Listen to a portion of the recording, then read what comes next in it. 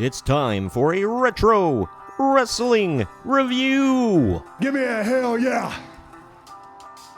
From the main event marks, it was the show that began the phenomenon in pro wrestling known as Hell in a Cell. It also launched the career of the current mayor of Knox County, Tennessee, the Big Red Machine, the Devil's favorite demon, the Undertaker's little brother, Kane. It's WWF Badd Blood In Your House, which was the 18th In Your House event. Unfortunately, earlier in the day before the event, Brian Pillman was found dead in his hotel room. It was officially announced on the show by Vince McMahon and handled in possibly the most obvious attempt of CYA in history.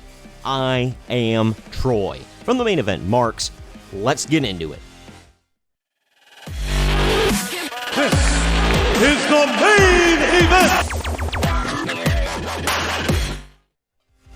WWF Badd Blood, held on October 5th, 1997 at the Kiel Center in St. Louis, Missouri, was an event marked by a mix of high drama, somber tragedy, and notable in-ring action. With over 21,000 in attendance and a buy rate of 0.6, the event stands out for several reasons. The first ever Hell in a Cell match, the debut of Kane, and perhaps most importantly, the tragic passing of Brian Pillman. The show began with Vince McMahon delivering the sad news of Brian Pillman's sudden death. This announcement cast a shadow over the event, as McMahon shared that Pillman had been found dead in his hotel room in Minnesota, leaving the wrestling community in shock. This somber moment was revisited multiple times throughout the night, emphasizing the gravity of the situation and underscoring the human toll of the wrestling lifestyle. As I mentioned earlier, there was a lot of denying of any culpability by McMahon and the WWF, knowing that the WWF would get skewered in the media for another wrestler dying so young. The actual in-ring action kicked off with a handicap match between the Nation of Domination and the Legion of Doom, because Ken Shamrock was injured. Despite being outnumbered, LOD received a thunderous reaction from the crowd. However, the match, which dragged on a bit too long, ended with the Nation of Domination getting the victory thanks to interference from Farouk. While LOD's fiery presence kept the crowd engaged, the bout was ultimately underwhelming. A lighthearted but largely forgettable Minis tag team match followed. This actually replaced what would have been Brian Pillman's match with Dude Love on the card, featuring Max Mini and Nova against Mosaic and Tarantula. The match provided some brief comic relief, though it lacked substance. Max Mini's victory, coupled with his post-match antics, didn't do much to lift the overall energy of the show.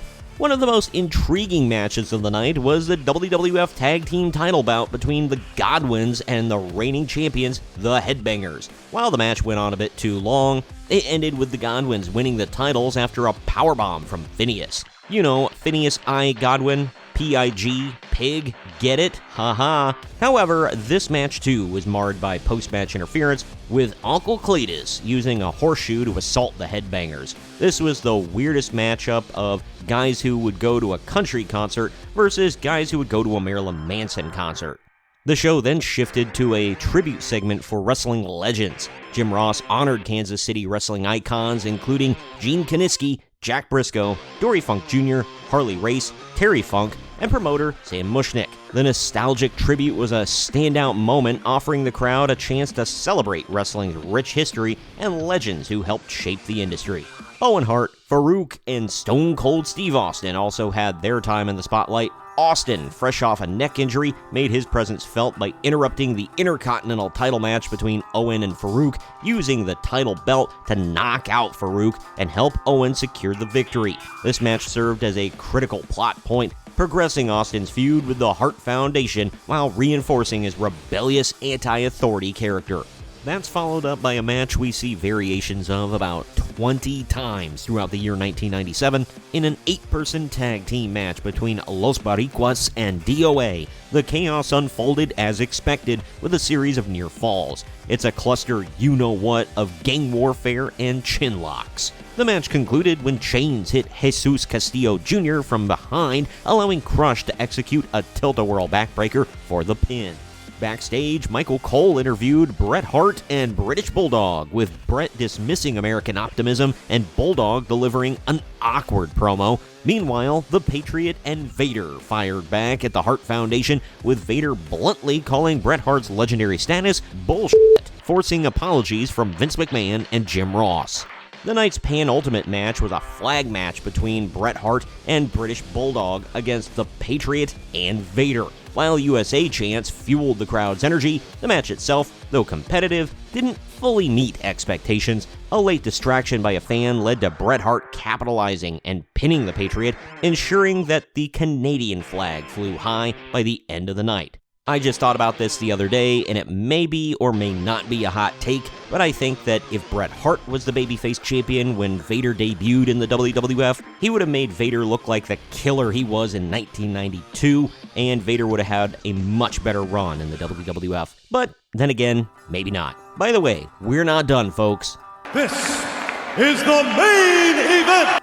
Finally, the night culminated with the first ever Hell in a Cell match between Shawn Michaels and The Undertaker, about that has since become legendary. The match, which went nearly 30 minutes, saw incredible brutality, with Michaels being tossed from the top of the cell and through a commentary table. The unexpected debut of Kane, Undertaker's storyline brother, added a dramatic twist, allowing Michaels to secure the win after Kane interfered and tombstoned The Undertaker. This match was a technical and storytelling masterpiece, earning high praise from fans and critics alike, this critic included. Ultimately, WWF Badd Blood was a show of mixed emotions. While it had its share of lackluster matches, the event's historical significance and memorable moments, especially the Hell in a Cell match, ensured its place in wrestling history. The cloud of Brian Pillman's death hung over the event, giving it a somber tone, but the night's main event ensured the show ended on a thrilling note, making it a bittersweet but unforgettable night of professional wrestling. Comment down below with what you thought about the event. I'd love to converse with you down in the comment section.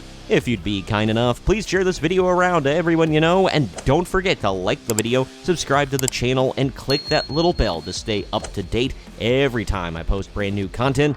I am Troy from the Main Event Marks, and we'll see you next time.